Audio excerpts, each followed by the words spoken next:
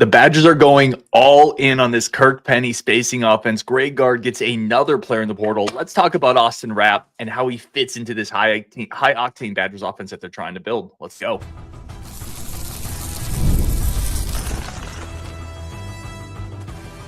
You are Locked On Badgers, your daily podcast on the Wisconsin Badgers. Part of the Locked On Podcast Network, your team every day. What is going on, Badger fans? Welcome to Locked On Badgers, your team every single day, part of the Locked On Podcast Network. Appreciate you being here. Appreciate you making this your first listen every day. My name is Ryan Herrings, and let's talk about it. Big show today. Austin Rapp commits to the Wisconsin Badgers. We're going to talk about his fit, what the lineup's looking like, because I'm very interested in this, and what is happening next. All of that and more. But first, let's fire them cannons. Fire the recruiting cannons. Another one is headed to Madison on Wisconsin. Okay, so I actually had a whole nother show I made tonight because I thought someone else would be committing first. And I had to go back and redo this one. So I appreciate everybody being here. That other show is in the archives. It's in the fridge until it's just keeping it cool until something else might happen. But let's talk Austin Rapp. So Austin Rapp, 6'10" player coming out of Portland. He's a forward. Freshman last year. So the interesting thing is you're potentially getting him for 3 years. Although I get very wary about at any point anymore ever saying you're going to get 3 years of this guy, because who the heck knows, right? He could come here for a year and then be gone. But theoretically, this could be a 3-year fit for you, a 3-year fix. Averaged 13.8 points per game last year, 6.5 rebounds, 2.5 assists, shot 40% from the field, but 35% from three and 82% from the line. So those are the numbers.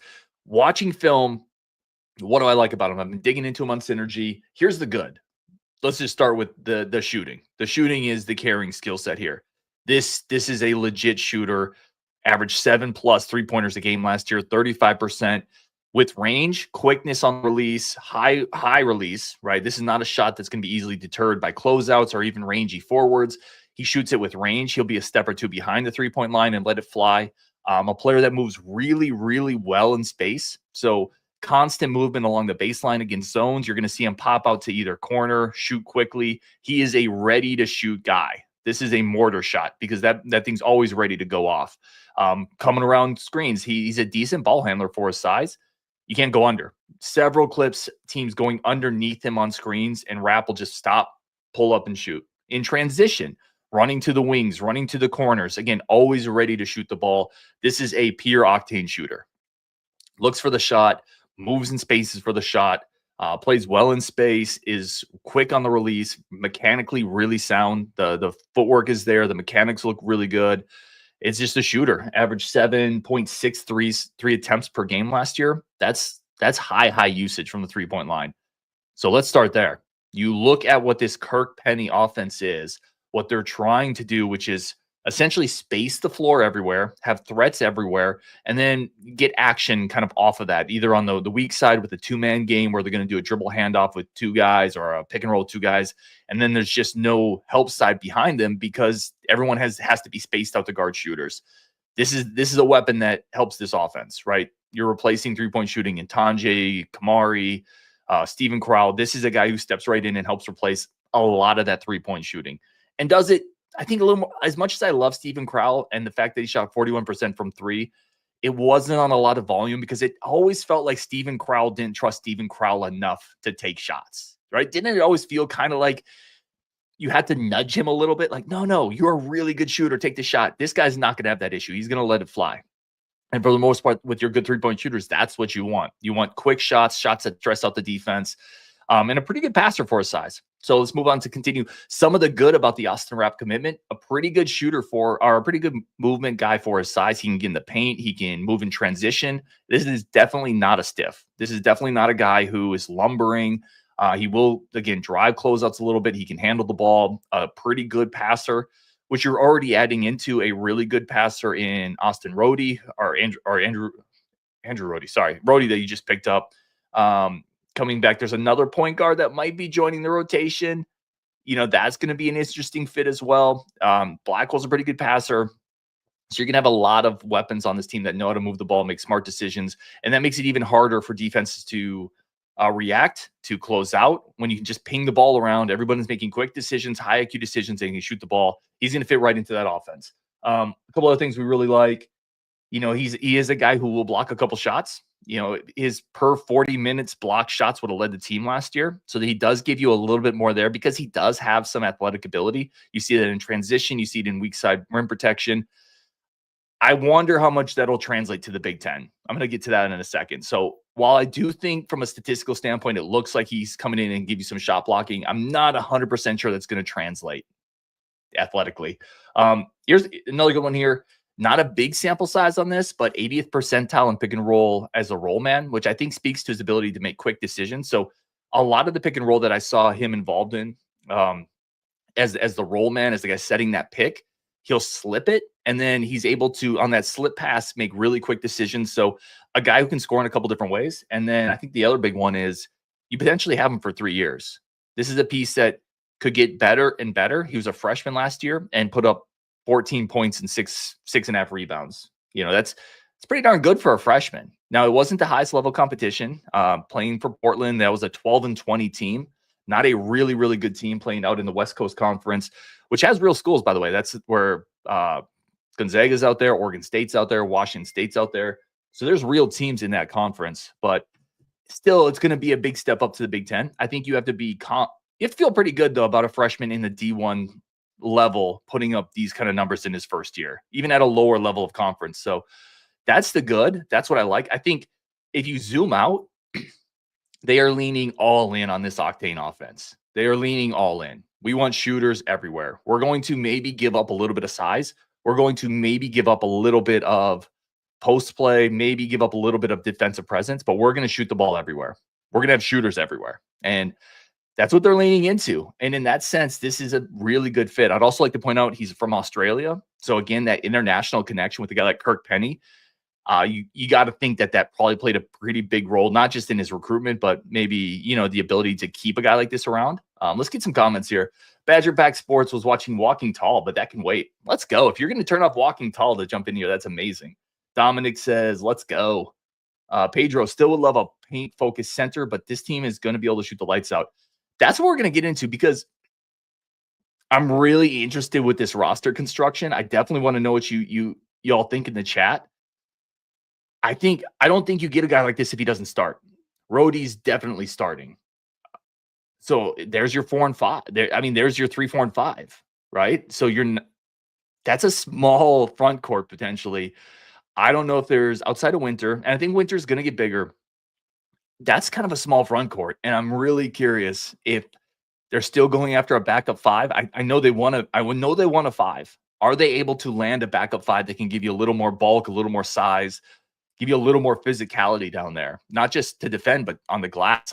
I'm worried about this team on the glass. Okay, we talked about all the good of Austin Rapp, and by the way, there's several steps to his game that are still coming. He's a freshman last year, but he's not a great rebounder. He wasn't a great rebounder last year. I don't think he's magically going to become that coming to the Big Ten. If this is your 4 and Winter's your 5, you're going to have some battles down there with big, physical front courts in this conference in particular. I'm interested. Now, the flip side of this is those bigger front courts are going to have to chase Rhodey and Winter and Rapp around the perimeter, and that's going to cause headaches for other teams defensively. But man, this team might be really, really reliant on the 3-point line next year, even more so than we were last year. It's going to be really fascinating to watch. Yeah, Dominique, Greg Gard, Silent Assassin. MVG says, I like to get, not sure he's a 5, but I think he fits with all the threes he shoots. I think he's a stretch 4. Like our stretch, very, very stretch 5. If he's a 5, he's like the rubber band 5. Like he's a super stretchy 5. I think Winter's more of the 5 just because Winter is, a legit 6'11", maybe 7 foot. He's going to be probably 240 pounds next year. I think Winter's your 5, the guy that you're going to have guard the physical bigs. I think this is your 4, and then Rhodey's your 3, Blackwell's the 2, and there's a potential point guard out there that they're going to get that could be the 1. I think that's the lineup. I'm incredibly fascinated by that lineup, offensively and defensively. Okay, let's keep going here. Yep, Pedro says we'll get Boyd hopefully tomorrow. Boyd is definitely the guy that's been connected to the Badgers. I think there's enough smoke there that we think it's probably going to happen, but I'm not going to, who knows in the portal, right? You never know. All right, we're going to take a second there. Continue talking about this roster construction. a little bit more on Rapp, what I really like about it. That's coming up next on Locked On Badgers. But first, we have to take a quick second for our friends of the show over at Fabric. Also, a quick second, just say thank y'all for tuning in as always. You guys are incredible. Fabric is, listen, life moves fast. 1 second, your kids are just putting on their diapers, learn how to walk, and the next second, they're Euro stepping, putting some jelly on a layup from the free throw line, right? It moves fast in life. Fabric is here to help you as a parent, help you as a family person, take care of those around you. You can apply for term life insurance online right from your couch and get covered in under 10 minutes. And in many cases, no health exam is required, right? Honestly, you just want peace of mind as a parent. That's it. Let's just be real. Let's connect right here. I still check my kids every night before I go to sleep to make sure they're breathing. And they're like, they're not young anymore. That doesn't ever really leave you as a parent. So this is a great way to help protect the people around you. Join the thousands of parents who trust Fabric to help protect their families. Apply today in just minutes. Meetfabric.com/lockedoncollege. That's meetfabric.com/lockedoncollege. Policies issued by Western Southern Life Insurance Company, not available in certain states. Prices subject to underwriting and health questions. Today's episode also brought to you by our good friends over at Prize Picks. Prize Picks is the ultimate in DFS, right? Daily fantasy. And it's simple, which for people like me is super important because March Madness is here and there's no better way to get in on the action than with Prize Picks, the best place for daily fantasy sports. If you want to basically, it's just over or under on 2 or more players, picking stats, rebounds, points, whatever it is, it's that simple. It doesn't require the ton of brain power that long-term fantasy sports requires. You know, this is simple. It's easy. The interface is great. And, you know, when you win, the money hits your accounts. It is as little as 15 minutes. There's no waiting around. Download the app today. Use code LOCKEDONCollege to get $50 instantly after you play your first $5 lineup. That's code LOCKEDONCollege for $50 instantly after you play your first $5 lineup. Prize Picks, run your game. And finally, today, but definitely not least, today's episode also brought to you by our incredible friends over at 5 Hour Energy. There's a lot that we have to do in life, right? You got to wake up, find clothes, shave, or, you know, in my case, maybe not shave, but it takes energy to get through the day. 5 Hour Energy is there to help you power through the day. I guarantee you, Greg Gard's probably been pounding some 5 Hour Energy as he's been knocking doors in the portal, and he's been successful probably because he got that little bit of boost over from our boys at 5 Hour Energy. It is fast, it's simple, it's refreshing, it's easy. You can go online right now to 5hourenergy.com, build your 12-pack or your 24-pack right now, or if you need a little more convenience or you don't have time to do that, head to a gas station convenience store. Get your 5 Hour Energy in the easiest, most simplest way possible. Tons of flavors, watermelon, blue raspberry. You can even build, like I said, any of your 12 or 24 packs to get it delivered right to your door. If you need one now, grab a 5 Hour Energy shot at your local grocery store, convenience store. They're everywhere. Stock up today and stay energized. Okay, let's talk lineup construction and let's get all your comments in. Yeah, I'm super, like I said, I want to dive more into this. I want to think more about this. And you can certainly see the vision, right? You can certainly, and this vision's been going on for a couple of years. We talked about it on this show. The community's talked about it. This hasn't been a one-year thing like we have to get shooters. You look back at the last couple of recruiting classes, it's filled with shooters. You look back at the last couple of portal classes, filled with shooters. This is what they've been building towards. This is what they've wanted to do. And I think they would have gone there sooner, but they just had a couple of stalwarts. They had a couple of players, guys like Tyler Wall, you know, that they're too good to get rid of, but they were never going to shoot the ball very well. So you were kind of stuck without spacing. And now it feels like Greg Gard has the ability to just get shooters everywhere. And he's like, hold my beer. Let's go. We're loading this up with shooting and we're just going to outscore teams.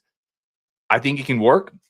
They still need, I think there's a point guard coming. What else do they need? I still think they need another guy. And that guy could be a backup 5, but when I look at the pieces that have come in, there's another hole on this roster that I think is still there. And that's an athletic wing that can really match up defensively. I don't think this team has that. And you saw it in BYU. You saw it in other moments this year. That's a problem. You know, Rhodey's pretty good defensively, actually. When you look at the metrics, he's 6'6", but the more actions they put him through, if you look at the metrics, the efficiency defensively for him goes down. I don't think Rapp is that guy either. So this is where it gets tricky. You're never going to fill every hole. But I don't know if this team is defensively better than they were last year. I'm not sure. And that was a problem last year. Offensively, could this team be better? Probably not. Gosh, now I'm feeling depressed because you're not going to replace Atonje, right? And you're not going to, this team was really, really efficient last year offensively. I think they could get close to that level. But I don't know. I don't know, man. I need to think about this more. Where are you guys at? Let's get some thoughts in the chat here. T6 says Boyd is happening. It's just a waiting game. Badger Pack says they were going to be running and gunning this year. Listen, it's going to be fun to watch. I'll say that. There is an element to sports, by the way, that you want your team. Obviously, you want to win, but you also want to be entertained. You remember the gladiator scene? Like, are you not entertained? We're here for entertainment. And this team's going to be fun to watch. This team is absolutely going to put up points. They're going to get good shots. They're going to run some teams out of the gym. It's going to be an exciting version of Badgers basketball. And that doesn't mean nothing. Yep, G6 St. Mary's was in that conference as well. Really good point. Okay. Will Hannah says at his size, he moves plenty good enough to play in the Big Ten. I agree. So this is absolutely a Power 5 player, Power 4 player. And talking about Rapp. I just look at the roster lineup and I see 3 guys who I think are basically like stretch 4s or 5s with Winter, Amos, and Rapp. I don't really see a 5 on this roster unless you think Will Garlock can come in and play a few minutes off the bench, not as a starter, or Greppy. I don't think Greppy's going to be ready. I've said that before. I don't know if Garlock will be ready to give you 5 to 10 minutes in year 1. Maybe. He's got legit size and he can move pretty well. But I do think you're still missing that element. Pedro says Winter has to be the 5. I agree. Like, I agree he is the 5 because he's the biggest guy. Now, it's going to be a stretch 5. And here's the other thing I'll say. I think I said this the other day, but maybe I just said it in my head and I didn't say it out loud. Sometimes it doesn't matter as much as we think it does, right? I think that's true in football where, for a long time, there was always your best lineman has to be the left tackle. Well, I don't know if it means as much anymore, left tackle, right tackle, because teams flip-flop their best pass rushers. I don't think it's as big of a deal anymore. Like basketball, who's your 4, who's your 5? If you're going to play a little positionless basketball, you're going to get up and down, you're going to space the floor. I don't know if it really matters as much who's your 4 or 5. I don't know. I think Winter nominally, though, if the other team has a good post player, you're going to put Winter on him. Just he's a little bigger. G6 says, why can't Rhodey be the 6th man if we get a 3 in the portal? I just don't think so. From what I heard, Rhodey was like $1 million plus type of guy, million-ish, somewhere in that range, right? I don't think you're paying that type of number for a guy to come off the bench. And quite frankly, players, there's not a lot of Manu Ginobili's out there who are totally cool coming off the bench, despite being one of the better players on the team. I think if you're going out and you're paying that type of premium for a Rhodey, and if you're Rhodey, you're probably looking for a starting spot. I think he would be great off the bench because Rhodey could play the 1, the 2, and the 3, and he could just kind of come in and plug whatever hole you had. I think he would be really good in that role. I don't think you pay that price for a bench guy, though. So I think he's the 3. Ideally, I would love to get like a Jones or something like that in the portal, and then suddenly he's your defensive stopper. But I don't know if they're going to be able to do that. Dominic says they need a 5. Yeah, definitely a couple people talking about how good the offense could be. I agree. Will Hannah says he thinks they're finalizing the NIL with Boyd. There's a bunch of crystal balls with Nick Boyd. That's the San Diego State point guard. This lineup's going to be so interesting offensively. When he finalizes with the shooting here, with Rapp added in, it's going to be so much fun potentially. Yeah, Will Hannah, they're looking for a true big, but the money is big. Yeah, so here's the thing. This is a really good point from Will. They do need a 5 or a backup 5, but I'm telling you right now, the price tags for big men is really high. And I just don't know what you're going to find at a spot that you can afford it, but is also going to be able to come in and play and give you good minutes. So Smoking says, would they take AJ Storr coming back? I would say heck no. I'll give you 2 answers. My answer is no. I want nothing to do with that dude coming back, and nothing personal. He was shopping his services halfway through the year. He's a sieve on defense. He's a chucker. And I think, in this offense that works better, and he gave you good production at times, and you were a better team because of AJ Storr, but no. I think bridges have been burned. Absolutely not, in my opinion. Will says no. G6 says no. I agree. Pedro says JB will have to be our lockdown perimeter guy. So ideally, yes. Like, I would love that. The problem is, I think we're going to be asking JB to be our primary scorer. We're going to be asking him to pick up some of Tanjay slack and be option A. And there's just not many Johnny Davises out there that can be the primary scorer and can also be one of your wing stoppers. That's a really hard thing to do. And Blackwell has the physical tools to do it. He has the toughness to do it, but it's a lot to ask. And you're probably, Coach has been on here. Coach Gauthier's been on here a couple times. And this is something I've heard at coaching clinics that I've been to. Players find rest somewhere. And if they're not going to find it on offense, they're going to find it on defense. It's the really rare ones that don't find rest anywhere. Claire says, you don't need to be a 7-footer to be a center. BT is an anomaly for thinking that mostly because of us. Yeah, Big Ten is an anomaly mostly because of us in Purdue.